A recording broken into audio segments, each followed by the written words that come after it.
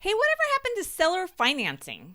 Why don't sellers help buyers buy homes now? I mean, the interest rates are so crazy. Why don't they help?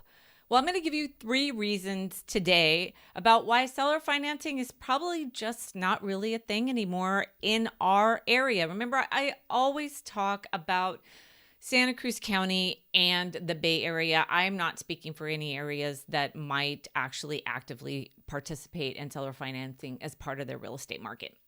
Anyway, I will try to be brief about the reasons, but I could go on and on. The number one reason I would think that sellers, when I talk to them and what they tell me, they want to be done. Number one, just done.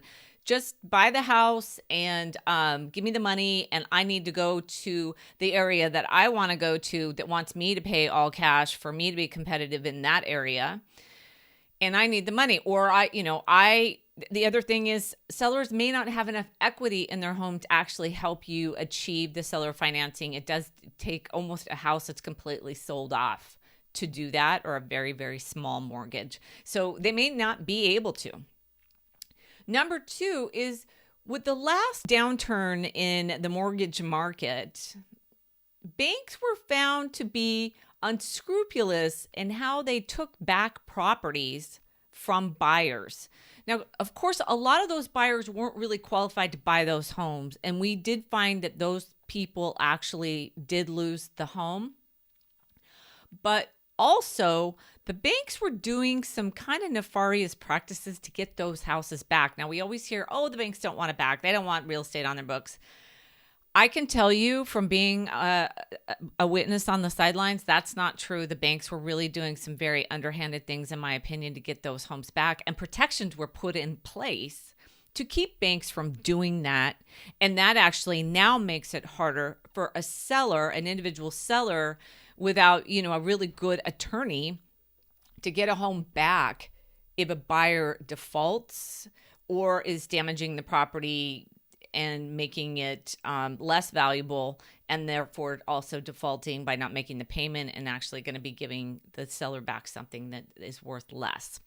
But let me give you an example of how the banks were actually taking properties, in my opinion, unscrupulously. They were telling a buyer that I was working with, not a buyer, she was actually already a homeowner. They said, you're defaulting, we're going to take the house back. And they were really scaring her with calls and notices. And we were having a hard time figuring out exactly what the problem was. She said, I made my payment, I paid my taxes, I paid my insurance. I just don't understand what the issue is. Come to find out, she hadn't paid the supplemental tax bill. And in our area, our assessor is so behind that there is a gap bill between the old owner and the new owner. And that gap bill comes in just a very nondescript mailer. And the actual notifications to that new owner can be very minimal on that supplemental bill. And a new homeowner may not know about it, or may toss that mail, or just not realize it, because you get a lot of mail when you buy a property. And she had not paid the supplemental tax bill. They were gearing up to take her home for something that she just didn't understand. She didn't buy the property with me. I kind of came late to help her, because I do explain that at the buyer's table, to watch out for that crazy little tax bill that looks like almost nothing, or even junk mail. Anyway, we figured that out. She paid it within a week. Everything went away, and she's still there today.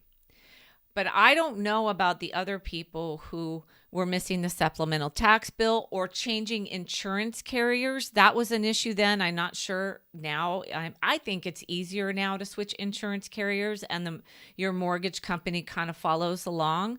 I actually think that the banks are doing a better job at helping people stay in their homes. Personally, I think that the notifications they send out are much better and much easier to read. But that makes it all harder for a seller to take back a property now. They have mechanisms, right? The banks do, in their processes, to take back a property when the owner is not making the payment or is defaulting, whereas a regular homeowner who does it on their own may have a much harder time actually getting that property back when there's a default in progress. So that's Number two, it's harder to work the system to get your home back. And then number three is they can't. The property more than likely is in a trust. We have a lot of trust sales in our area because of second home ownership. And when the executor comes in, they have a mandate to actually sell the property, finalize the estate, and distribute all the proceeds to the beneficiaries. So 3 reasons why people actually just can't do seller financing anymore besides just not wanting to. It's just much harder to get your property back. It's much more tangled up.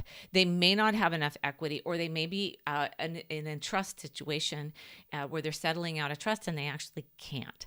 So I think seller financing might just be a thing of the past in our market. I could be wrong. Feel free to comment, like, and share this video and say, she's wrong. No, please don't do that. Say, she's great. And follow me on my socials where I always post stuff about Santa Cruz. And if you have any questions about our market, please feel free to contact me. Hope to talk to you soon. Bye.